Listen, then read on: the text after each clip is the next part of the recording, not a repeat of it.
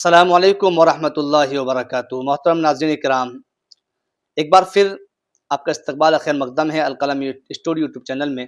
ہم آپ کے سامنے حاضر ہوئے ہیں اور آپ سے درخواست کرتے ہیں کہ آپ اس ویڈیو کو پورا دیکھیں اور اس کو شیئر کریں اور لائک کر دیں، اور ہمارے اس چھوٹے سے یوٹیوب چینل کو سبسکرائب ضرور فرما لیں۔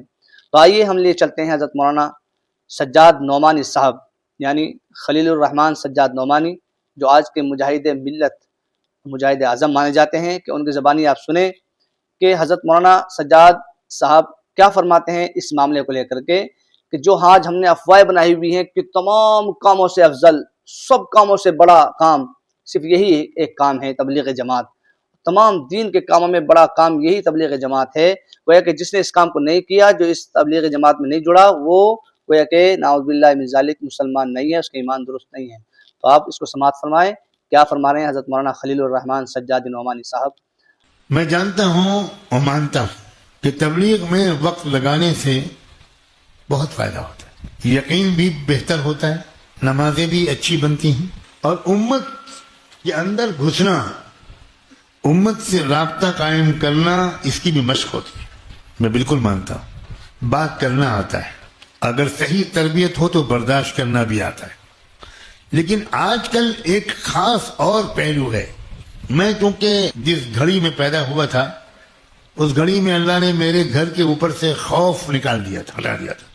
ایک نقصان ہوتا ہے، سال لگانے کے بعد اکثر لوگوں کا ذہن یہ بنتا ہے کہ دین کا کوئی کام نہیں ہے، دین کا صرف یہ کام ہے، اور یہ جھوٹ ہے، جھوٹ ہے، جھوٹ ہے، یہ گمراہی ہے، یہ گمراہی ہے، یہ گمراہی، یہ جہالت ہے، یہ جہالت ہے، یہ جہالت۔ آپ کو موقع ملا کہ انسانی جسم میں آنکھ کی اہمیت پر آپ کہیں پر تقریر کریں، اور آپ نے فضائل آنکھ پر بہت مطالعہ کر کے بیان شروع کیا۔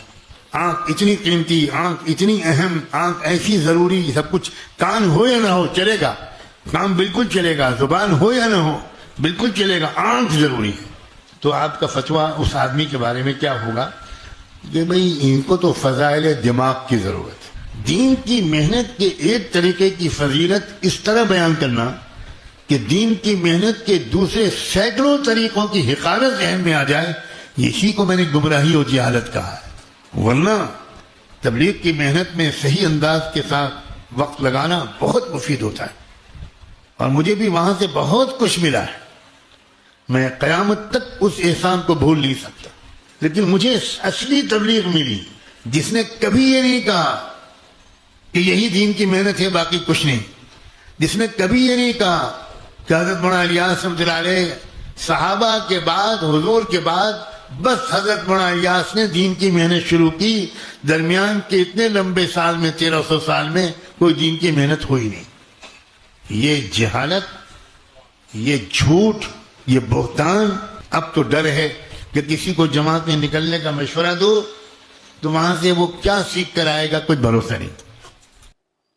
ماشاءاللہ، الحمدللہ۔ دیکھیے مولانا فرما رہے ہیں کہ ہم نہیں کہتے ہیں کہ کام برا ہے، لیکن جو لوگ تین قسم کے اس کام کے اندر آئے ہیں، جنہوں نے وقت لگایا، اور علماء کو، ائمہ کو جنہوں نے پس پشت ڈال دیا ہے اور سمجھتے ہیں کہ ہم ہی سب کچھ ہیں، اب ہم نے گویا کہ اس جماعت میں ایک سال لگانے کے بعد میں بہت بڑا کام اٹھا لیا ہے، ایسا کچھ نہیں ہے، یہ سب غلط بات ہیں۔